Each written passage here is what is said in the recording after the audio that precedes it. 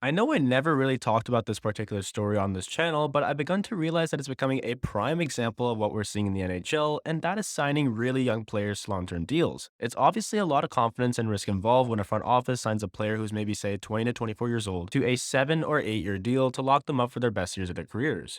Let's talk about a player who got signed to a long-term deal maybe 2 weeks ago. Let's talk about Tim Stutzle. We've seen in the past, especially with the Senators, that Pierre Dorion has almost never signed his star players to long-term deals.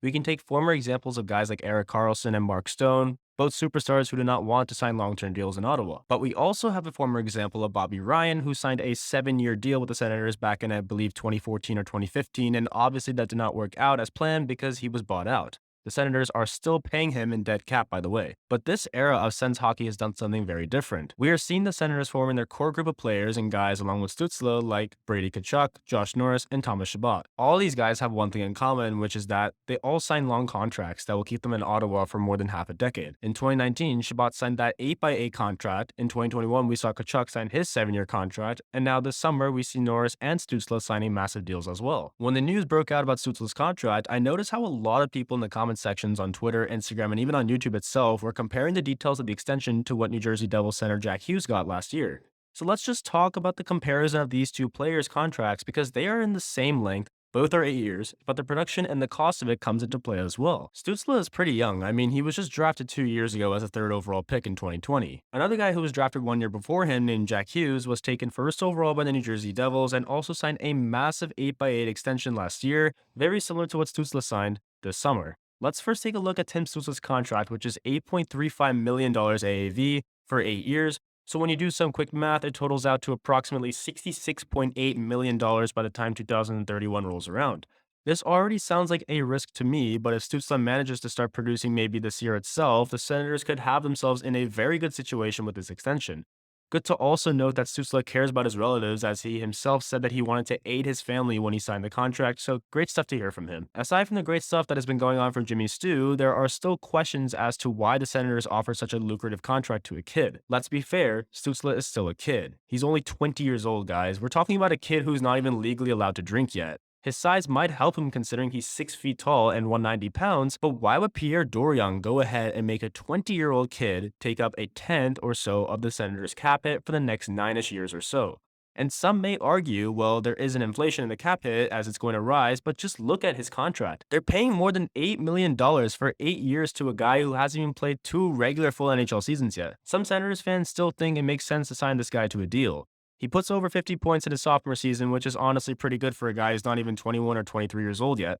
He's putting up more points than both players that were drafted before him, that being Lafreniere and Byfield combined in terms of career points. He has at least 10 years, or to be honest, we're still seeing 30-year-olds put up great numbers, so maybe more than 10 years, to maximize his production before Father Time potentially catches up. And he's going to play better, he's going to play smarter, and he's going to play a fast-paced game of hockey from now until the next few years roll around. And a lot of optimism has surrounded the Senators fan base because they have the right tools to become a good hockey team, and I already see them as playoff contenders. Stutzle, Norris, Tkachuk, if they hit their potential, they could be all hitting around the 70 to 90 point stride. The best thing for the Senators is that a majority of their players are around the same age. Shane Pinto, Jake Sanderson, Thomas Chabot, Brady Tkachuk, Stutzle, Norris, Artem Zub, the list can go on and on, of course. Plus, they absolutely bolstered their offense this offseason by acquiring star players in the top 6 like Claude Giroux and Alex DeBrincat. They bolstered their bottom 6 with guys like Tyler Mott, who's an excellent penalty killer. They re-signed Matthew Joseph. I mean, the list keeps going on for whatever positive things the Senators have achieved thus far. So going back to Stutzle, if he's able to utilize his surrounding teammates to potentially become a 70 to 80 point player, then bam, that contract becomes worth it. At some point down the line, he'll be able to get even more than that and might just have 1 or 2 breakout seasons where he notches maybe 90 or even 100 plus points. This is obviously a gamble because it's all about a bunch of ifs. If Stutzle produces 60 points, and if Stutzle can play well, and if Stutzle improves as a hockey player overall. I hate being a buzzkill for Senators fans, but you also have to consider the possibility of him worsening. What if by 2024, 2026, he's absolutely pathetic and just doesn't play as an NHL caliber player and is a bottom 6 guy? Obviously, I'm not insinuating that it's highly likely to happen, but we have to admit that it's possible. Again, possible, but not likely. This doesn't have anything to do with Stutzle's style. It's literally the same for Jack Hughes or really any young player that signs a long-term deal. But still, these are the players that people are willing to gamble on becoming superstars that match their contract. Now, coming back to Hughes versus Stutzle, the contract debate I was talking about, I saw tons of Devils fans commenting about how Hughes' contract looks like a massive steal. Let's pull up Jack Hughes' contract right now, and there we go, we can see it right here. You can imagine Devils fans saying, holy cow, look at this contract Tim Stutzle just signed. The Senators are paying him more money than the Devils are paying Hughes, and they're both signed to a contract that's the same duration, which is 8 years. Also, Hughes put up 56 points in 49 games and has been said to be on the verge of breaking out into a superstar.